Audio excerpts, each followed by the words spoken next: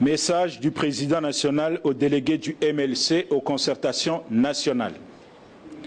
Mes chers camarades, au moment où vous vous apprêtez à aller participer aux travaux du dialogue national, que d'autres qualifient de concertation nationale, laissez-moi vous rappeler les devoirs et les obligations qui vous incombent en tant que représentant du mouvement de libération du Congo, notre parti politique. Au lendemain des élections de 2006, le MLC s'est engagé courageusement à faire une opposition forte et républicaine afin de contribuer efficacement à l'instauration de la démocratie et de la bonne gouvernance dans notre pays. C'est pourquoi, chaque fois que le Congo se retrouve dans une crise, nous avons toujours privilégié la voie du dialogue républicain comme ultime solution. Chers camarades, comme je l'avais souligné dans mon message adressé aux compatriotes congolais en date du 12 novembre 2012, notre pays se trouve confronté à une situation difficile.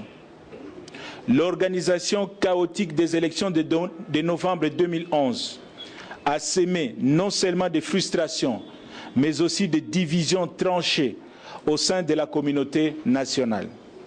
La guerre à l'est de la République, le foisonnement des groupes armés plonge notre État dans un cycle récurrent d'insécurité et de violences armées.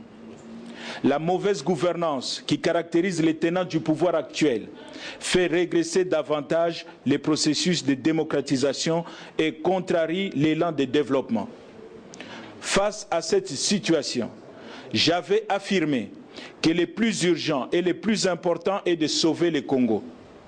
J'avais exhorté tout le monde à œuvrer pour la restauration de la paix, le respect des droits de l'homme et des libertés individuelles, l'instauration d'une vraie démocratie, afin de redonner au Congo sa place de choix, son positionnement stratégique en Afrique et dans les concerts des nations. C'est pour cela que j'avais lancé au peuple congolais, au-delà de tout clivage politique, cet appel solennel à la réconciliation, à l'unité et à la cohésion nationale afin de sauver la patrie en danger. Aussi, dans le même message, avais-je demandé au pouvoir en place d'assumer ses responsabilités. À la suite de cette interpellation, le pouvoir actuel a convoqué les concertations nationales en vue, dit-il, de cimenter la cohésion et l'unité nationale afin de mettre fin à la guerre à l'est du Congo. Le MLC, constant dans sa vision, demeure ouvert à toute démarche qui privilégiera les intérêts vitaux de la nation.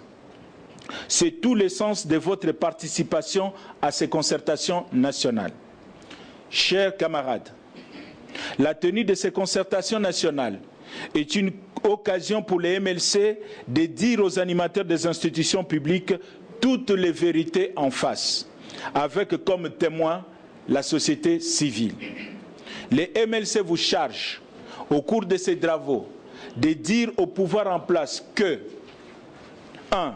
Sur le plan de la sécurité, les citoyens congolais, surtout ceux de l'Est, ont le droit de dormir sans entendre des crépitements de balles ni les éclats d'obus.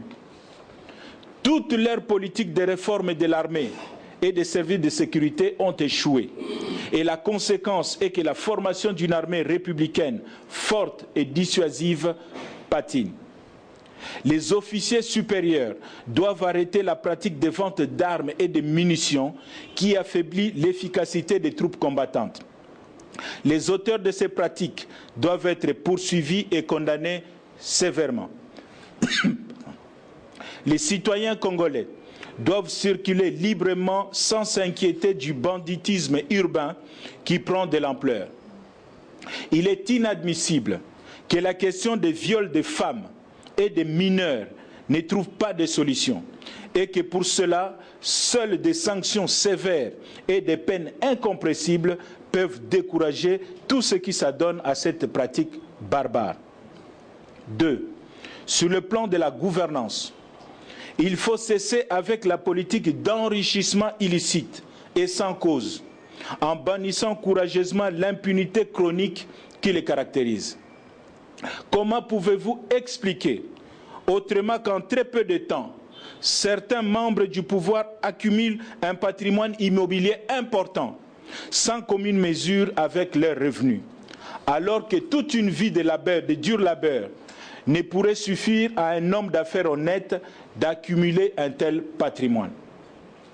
Il faut arrêter courageusement la corruption et l'hémorragie des finances de l'État qui vampirise tous les secteurs de la vie nationale et qui donc inhibe la capacité de notre État à se développer et à se reconstruire. Il faut fixer de manière rationnelle et cohérente des mécanismes susceptibles de stopper les injustices dans la redistribution des richesses nationales. Il faut protéger et promouvoir les droits humains et les libertés individuelles fondamentales des citoyens. Les prisonniers d'opinion ont droit de recouvrer leur liberté, qui doit être la règle et non l'exception. 3. S'agissant du processus électoral, il faut impérativement consolider le cycle électoral, car leur incapacité d'achever le cycle électoral de 2006 et celui de 2011 pose un sérieux problème de déséquilibre des mandats et, in fine, de légitimité de certaines institutions qui ont perdu l'onction populaire. Il faut réactiver le processus de mise en place de certaines institutions connexes qui concourent à la crédibilité et à la fiabilité du processus électoral. Il est inadmissible qu'à ce jour, la Cour constitutionnelle, chargée du contentieux électoral, ne soit pas instituée, alors que la loi organique portant son organisation et son fonctionnement a été adoptée par le Parlement depuis longtemps. Le financement des partis politiques et l'application de la loi portant statut de l'opposition, l'accès équitable aux médias publics, la non-politisation de l'administration, surtout la territoriale, et des services de sécurité doivent être une réalité parce que cela participe à la consolidation du jeu démocratique qui fonde l'égalité et l'équilibre de toute la mécanique électorale. Le nettoyage du fichier électoral, son accessibilité au public, la cartographie de bureaux de vote facilement exploitables sont autant de mesures à prendre pour garantir la crédibilité et la transparence des prochains scrutins. 4. S'agissant de la cohésion nationale et de la réconciliation, le Congo, notre beau et cher pays, n'est pas la propriété privée de la majorité au pouvoir et l'opposition à laquelle nous appartenons n'est pas locataire. Le Congo est un patrimoine commun. Nous avons tous le devoir de le transformer en une terre où il fait bon vivre. Chaque Congolais a droit de jouir du miel et du lait que le bon Dieu nous a donné.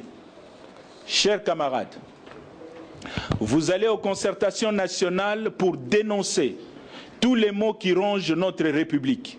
Mais aussi, vous devez faire des propositions alternatives et constructives, telles que contenues dans notre cahier de charges, afin de démontrer au peuple congolais que le MLC est véritablement une force d'alternance crédible pour les prochaines échéances. Pour ce faire, en ce moment où le Congo négocie un virage important pour sa reconstruction comme État et sa survie comme nation, j'attends de vous une contribution intellectuelle à la mesure des enjeux. Enfin, il vous faut éviter toute démarche qui amène à la compromission vis-à-vis des préoccupations fondamentales du peuple congolais qui ne tolérera aucun acte de trahison. Vous n'allez pas là-bas pour participer à un partage équitable et équilibré du pouvoir. Ces assises ne sont pas une conférence nationale souveraine bis ou un Sun City bis. Avec Dieu, nous vaincrons. Jean-Pierre Bemba Gombo. Je vous remercie.